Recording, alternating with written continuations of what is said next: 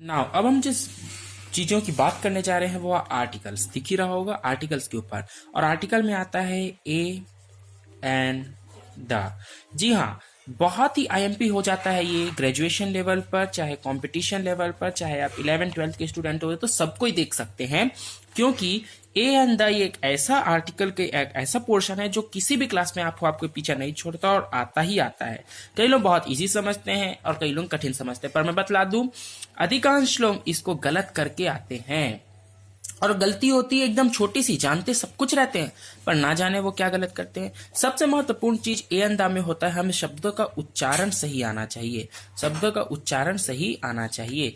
तो उच्चारण सही कैसे आएगा भाई? तो जितने ज्यादा हम शब्दों को अच्छे तरीके से बोलना सीखेंगे धीरे धीरे मेहनत से आ जाएगा। इसलिए आप लोगों को अभी से वीडियो दी जा रही है जिससे आप लोग धीरे धीरे अपने शब्दों को बोलने की शक्ति स्ट्रांग करें।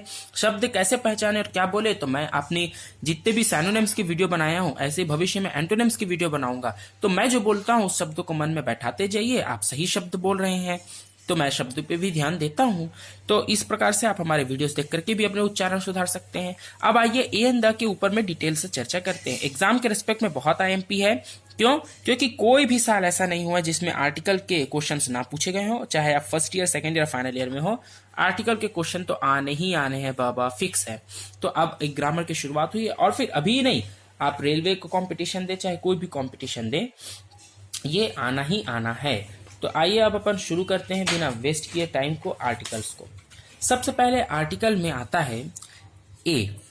ए से ही शुरुआत करते हैं। ए को हम दो लिखते तो हम क्या, हम बोलते क्या है, सामान्यतः बोलते ए हैं, बोलते ए हैं, पर असलियत में जब हम इसको शब्दों के रूप में इस्तेमाल करते हैं तो इसका प्रयोग अ करते हैं, न कि ए। क्या करते हैं? अ करते हैं। तो अ राम, अ स्कूल, ठीक है, ये हो गया। ए राम नहीं बोलेंगे, अ राम बोलेंगे, अ स्कूल बोलेंगे, ठीक है। तो आराम नहीं है, आराम नहीं करना है, जीवन में श्रम करना है। तो कॉलेज लाइफ में, स्कूल लाइफ में तो श्रम करना है, तो आराम नहीं, अ राम, अ स्कूल। अब ये आ गया अ, पर ए का उपयोग कब करते हैं? और एक और आता है एन, तो इसे तो एन ही कहते हैं। और एक चीज आती है द। हम द को दो प्रकार से बोलते हैं, द भी बोला जाता है और दी भी बोला जाता है। अब बहुत महत्वपूर्ण है कि कब दी बोलना है और कब द बोलना है। ये आगे वीडियो में जब द हम पढ़ाएंगे आपको, तब हम इसी वीडियो में आपको सब सिखला देंगे। इस वीडियो में सब कुछ होगा, दूसरा वीडियो नहीं बनने वाला, ये थोड़ा लंबा होगा, पर इसमें ए एंड द की कोई भी चीज आपकी छूटेगी नहीं, फिर सब क्लियर। तो आइए हम शुरू करते हैं। आर्टिकल्स दो प्रकार के होते हैं, मैं पहले बतला दूं। डेफिनाइट आर्टिकल होता है, डेफिनाइट आर्टिकल होता है। डेफिनाइट को अगर हम सामान्यतः हिंदी में समझना चाहें तो डेफिनाइट का मतलब होता है कोई चीज ऐसी जो फिक्स हो। हमने सुना है ना डेफिनाइट। डेफिनाइट आर्टिकल में क्या होता है कि कोई चीज ऐसी हो जो फिक्स हो। तो ये आर्टिकल यानी कि ऐसा चीज जिस जो फिक्स हो, उसके पीछे कौन सा आर्टिकल लगता है। तो आपको बता दूं डेफिनाइट आर्टिकल होता है द। डेफिनाइट आर्टिकल होता है द। अब इसके क्या रूल्स एंड रेगुलेशन अगला वाले जब मैं बनाऊंगा, आगे आएगा द, तो उस पर समझाऊंगा। और एक होता है इनडेफिनाइट, इनडेफिनाइट आर्टिकल। अब ये याद रखिएगा कि कई बार आप लोगों को क्या बोलता है क्वेश्चन में, इसमें आते हैं ए और एन दोनों, ए और एन दोनों। कई बार अपन को क्वेश्चन में क्या देता है, फिल इन द ब्लैंक्स दे देता है, कुछ क्वेश्चन लिखा और ऐसा ऐसा कुछ लिखा हुआ है। अब यहाँ पे हमको भरना है ए होगा, एन होगा, द होगा। तो ये हमें ऐसा नहीं देगा कि फिल करिए ए एंड द, ऐसा नहीं लिख के देगा, आर्टिकल भरिए लिखेगा। तो आर्टिकल भरिए करके क्वेश्चन आया मतलब या तो ए भरना है, या तो एन भरना है, या तो द भरना है।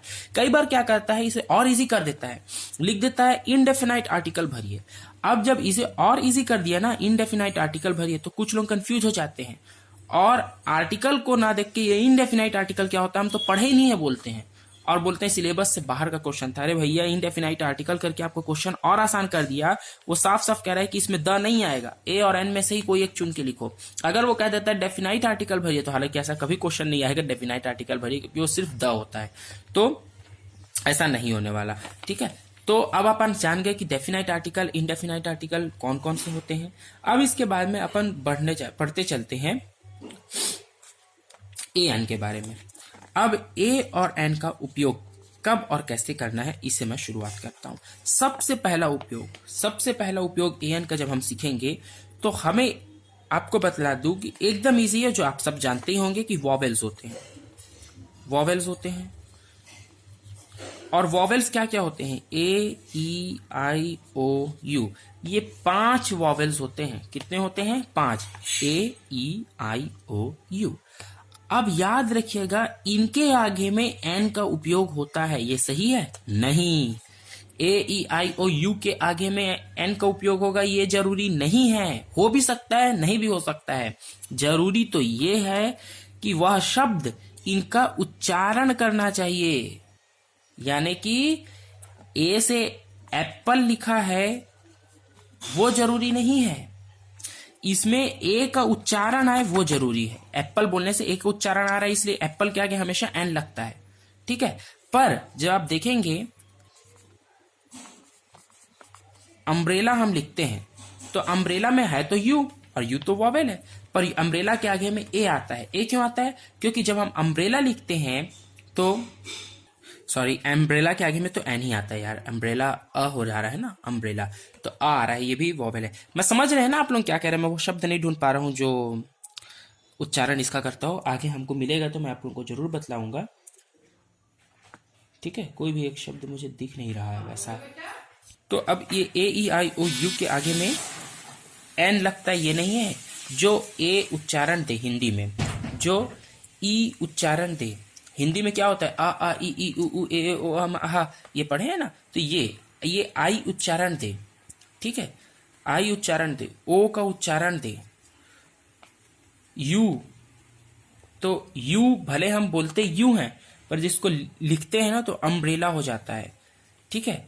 यू बोलते भले ही हैं, पर इसको लिखते हैं तो इसका उच्चारण अलग जाता है। तो जो हिंदी के उच्चारण दे, तो ये जो स्वरों का उच्चारण दे, ए ई आई ओ यू स्वर का उच्चारण दे, उसके आगे में एन लगेगा। और इसके छोड़ बचे हुए जितने भी हैं फिर क्या है? B C D F G H J K L M W P Q R S T V, U तो हट गया, डब्ल्यू एक्स वाई जेड आ गया, ठीक है ना। ये सब एम एन भी तो आएगा ना, M N P Q R S T, ठीक है, ये आ गया। तो ये जो वर्ड्स हैं इनके आगे में क्या लगेगा? ए लगेगा। इनके आगे में ए नहीं लगेगा। अगर ये ऐसा उच्चारण दे रहे हैं तो आगे में ए लगेगा। अब ये उच्चारण को कैसे समझे, तो मैं फिर से कह चुका हूं कि आप मेरे वीडियोस को देखते रहिए। मैं आने वाले समय में जब इनके एग्जाम्पल्स कराऊंगा, यानी कि इनके जब क्वेश्चंस बनाऊंगा, तो आपको ए और एन किसके आगे में रखना है उच्चारण के हिसाब से सब क्लियर हो जाएगा। डरिएगा नहीं कि अरे ये तो हमको उच्चारण ही तो नहीं बनता, ये तो हमको भी मालूम था कि ऐसा होता है। तो वो उच्चारण भी आप लोगों का क्लियर हो जाएगा। तो धीरे धीरे अभ्यास से सब कुछ होता है, सब कुछ आप लोग तो अच्छे से स्मार्ट स्टडी कर रहे हैं तो सब कुछ हो जाएगा।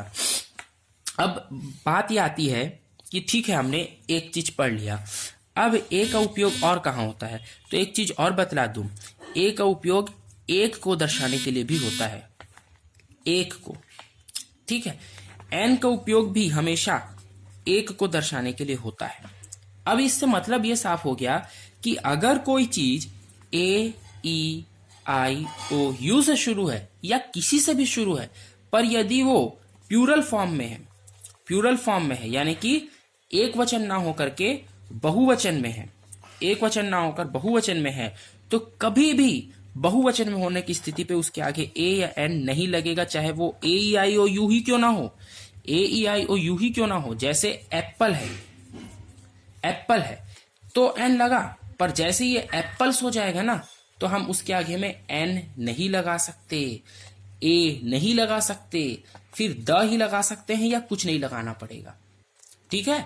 तो ये चीजें क्या होती हैं कि प्लूरल के आगे में कभी ए और एन नहीं लगेगा, क्योंकि प्लूरल जो फॉर्म है ये ए और एन दोनों ही एक के लिए इस्तेमाल में लाया जाता है।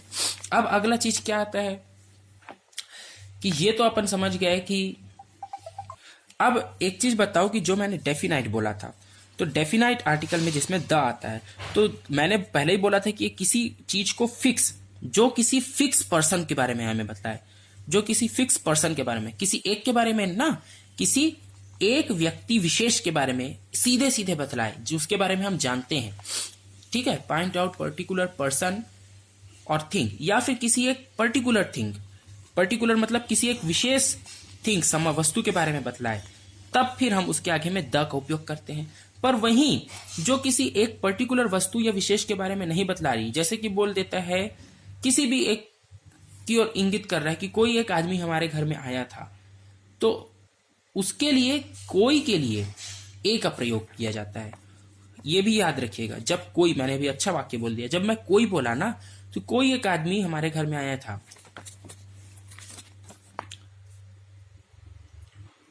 तो उसके लिए उसके आगे में क्या प्रयोग किया जाएगा, उस मैन शब्द के आगे में ए का प्रयोग किया जाता है। जब हम एग्जांपल्स करेंगे तो आप लोगों को और क्लियर होते जाएगा। अब चलिए, ये दोनों बातें तो हो गई कि ए क्या होता है, डेफिनाइट क्या होता है, आर्टिकल क्या होता है, ए एन का उपयोग कब करना है। तो ए एन का उपयोग कोई एक वचन शब्द है तो उसके आगे ए और एन लगाया जाएगा। ए और एन किया जाएगा तो ए कब लगाया जाएगा, जब हमें वो व्यंजन का उच्चारण दे रहा है। व्यंजन का उच्चारण, ये बहुत महत्वपूर्ण है, उच्चारण। और एन का उपयोग कब होगा, जब ये स्वर का उच्चारण दे रहा है, ठीक है ना, स्वर का उच्चारण दे रहा है। अब इसके बाद में आ जाते हैं द। ये है सबसे महत्वपूर्ण चीज द, क्योंकि सबसे ज्यादा हमें कंफ्यूज करता है द। ए और एन तो हम कर लेते हैं कि अगर एक वचन है तो या तो ए लगेगा या तो एन लगेगा। फिर ए किसके आगे लगेगा, तो जो स्वर का उच्चारण नहीं दे रहा है, तो कई बार इसमें तुक्का भी सही हो जाता है। हम उच्चारण के छोड़ भी अगर हम देखें तो तुक्का सही हो जाता है, लेकिन उच्चारण महत्वपूर्ण है और आप लोगों को इंग्लिश पढ़ रहे हैं तो ये बहुत बेसिक चीजें आनी चाहिए। अब द पे आते हैं। द कब लगाया जाता है, मैं आप लोगों को द का एकदम सरल तरीके से समझाने की कोशिश करूंगा कि द कब कब लगाया जाता है। देखिए, सीधे से बात बतलाऊं तो अगर कोई वस्तु है और वो एक है, ठीक है, तो द का उपयोग किया जाता है। अगर कोई वस्तु है और वो एक है तो वो द का उपयोग किया जाता है। जैसे कि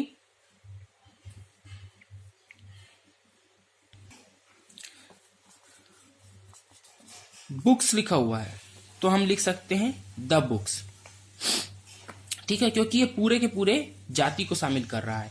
अब देखिए, द का उपयोग किसी एक विशेष वस्तु के आगे होता है, और सबसे महत्वपूर्ण किसी एक ऐसी चीज, किसी एक ऐसा ग्रुप, कोई एक ऐसा ग्रुप जो पूरे के पूरे जाति का बोध कराता हो, जो पूरे के पूरे जाति का बोध कराता हो। जैसे कि ओल्ड, सिर्फ ओल्ड ना, जब मैं ओल्ड कहता हूं तो बुजुर्ग, तो इस संसार में जितने भी बुजुर्ग सब आ जाते हैं, तो इसके आगे में लगेगा दी ओल्ड। जब मैं यंग बोलता हूं तो यंग में जितने भी जवान हैं सब आ जाते हैं। जब मैं रिच बोलता हूं तो जितने भी अमीर हैं सब आ जाते हैं। तो ये द आया क्योंकि ये एक शब्द इस संसार के समस्त लोगों के जाति का बोध करा रहा है, मतलब बहुत सारे लोगों का इसमें समावेश है, ठीक है। अब द कहां लगता है और द कहां लगता है ये तो बताना इजी है, द कहां कहां नहीं लगेगा वो भी इस वीडियो में आप लोगों को मालूम चलेगा। जो फेमस बिल्डिंग होती हैं, जितनी भी फेमस बिल्डिंग्स आपने देखी हैं, या फिर मॉन्यूमेंट्स होते हैं, ठीक है, या फिर जितने फेमस मॉन्यूमेंट्स होते हैं, या फिर कोई भी चीज जो बहुत फेमस है, जैसे कि ताजमहल सबसे ज्यादा फेमस है, पर मैं ताजमहल से भी ज्यादा फेमस अब मानता हूं राम मंदिर अयोध्या को, है ना भाई। राम मंदिर अयोध्या, भाई भारत में जन्मे राम आज से 7000 5000 वर्ष पूर्व कोई एक ऐसा राजा हुआ जिसे आज तक हम आराध्य मानते हैं, तो इनके बारे में बात करना ज्यादा जरूरी है। राम मंदिर अयोध्या क्या होगा, ये द लगेगा क्योंकि ये फेमस चीज है और भारत की सबसे फेमस चीज है कहूं तो कोई गलत नहीं होगा, तो द राम मंदिर। फिर हम लिख सकते हैं ताजमहल, ताजमहल के आगे में भी द लगेगा। और क्या लिख सकते हैं, और भी जितनी भी फेमस चीजें हैं उनके आगे में हम द का उपयोग कर सकते हैं। अब इसके बाद में आ जाता है क्रमवाचक संख्याओं के साथ, क्रमवाचक संख्याओं के साथ, क्रमवाचक संख्याओं के साथ में भी द का उपयोग किया जाता है। लेकिन बहुत महत्वपूर्ण बात यह है कि क्रमवाचक संख्या मतलब क्या होगा, जैसे कि द लास्ट चैप्टर, ठीक है, द लास्ट चैप्टर और द फर्स्ट टाइम,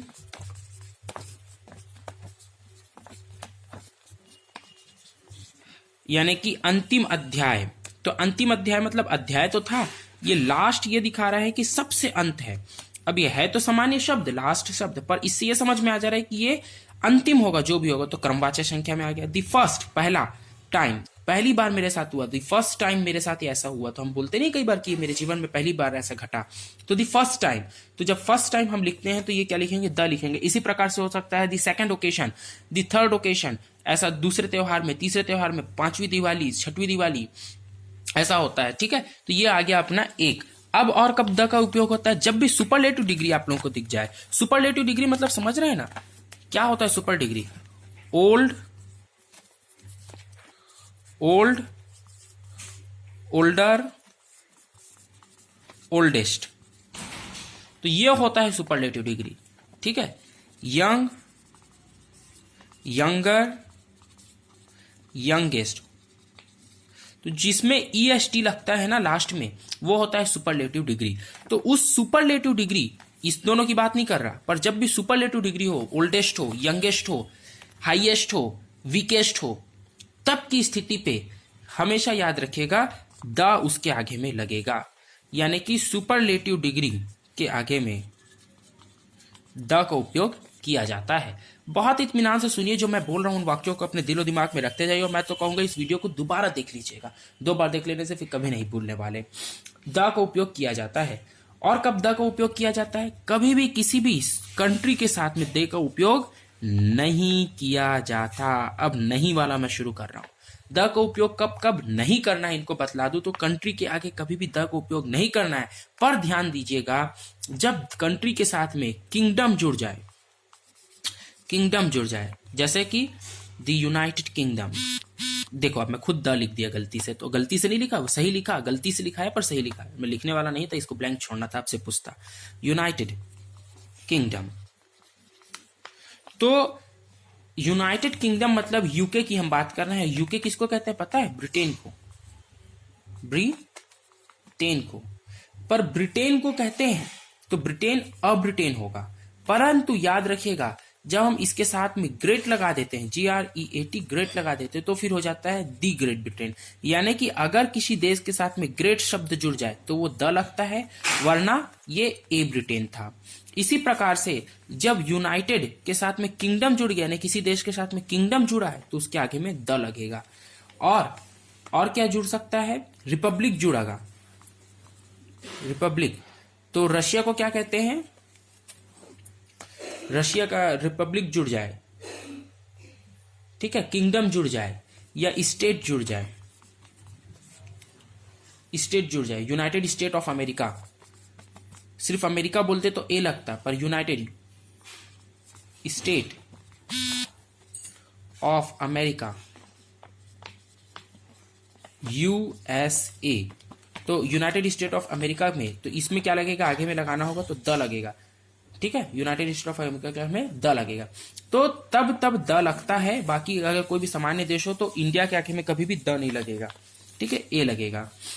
अब इसके बाद में अपन आ जाते हैं ओनली। जब भी होगा, जब भी ओनली का अर्थ एकलौते के रूप में प्रकट हो रहा है, एकलौते के रूप में प्रकट हो रहा है, तब उसके आगे में द लगेगा।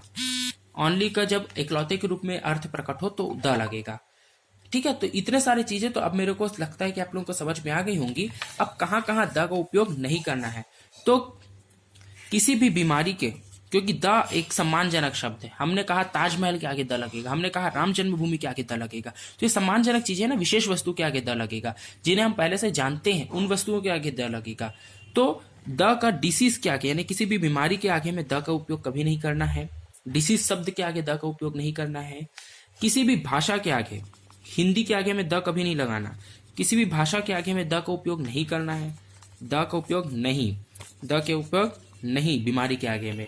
किसी भी प्रॉपर नाउन मतलब समझते हैं, मेरा नाम क्या है जी, मेरे आप लोग इतने दिन से पढ़ रहे हैं, मेरा नाम भी जानते हैं कि नहीं, निखिल, मेरा नाम क्या है? निखिल नाम है, निखिल वाजपेयी। तो मेरे नाम के आगे में, क्योंकि मैं प्रॉपर नाउन हूं, प्रॉपर नाउन मतलब कि जो नाउन का नाम हम अच्छी तरीके से जानते हो, पूरा नाम दिया हो, तो वो मैं निखिल वाजपेयी। प्रॉपर नाउन जिन्हें नहीं आता वो कमेंट करिएगा, प्रॉपर नाउन भी आप लोगों को बता देंगे।